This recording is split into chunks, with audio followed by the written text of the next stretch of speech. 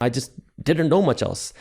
So eventually I found a club that would work with me, and they didn't want to charge me anything. They will let me work on essentially a commission basis that they'll take a percentage of the revenue that I bring in. And I said, okay, it doesn't cost me any money because I didn't have a lot of money. I started hosting these parties, but I still knew that this was just a hobby, something I'm doing because I was bored on weekends. Then I started studying to go into medical school. And this is where things really shifted because I had some cash saved up in the bank.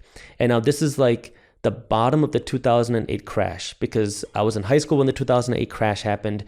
Around 2012 was when I was studying for the MCAT. So real estate prices are at rock bottom and the markets are still really shaky.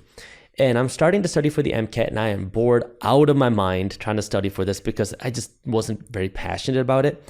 And so during my breaks, I would read business books and I would go on the Yahoo Finance and I would study what's going on in the markets just for fun. And I kept hearing about how real estate is at rock bottom on the news.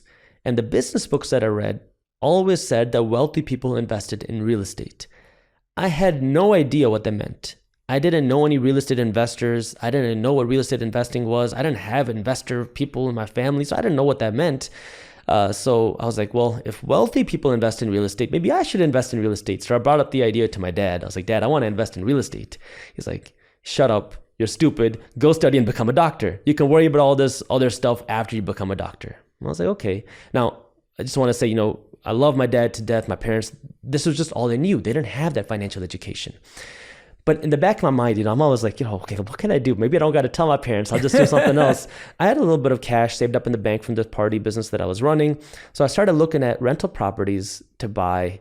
And I found this small condo on sale for $8,400.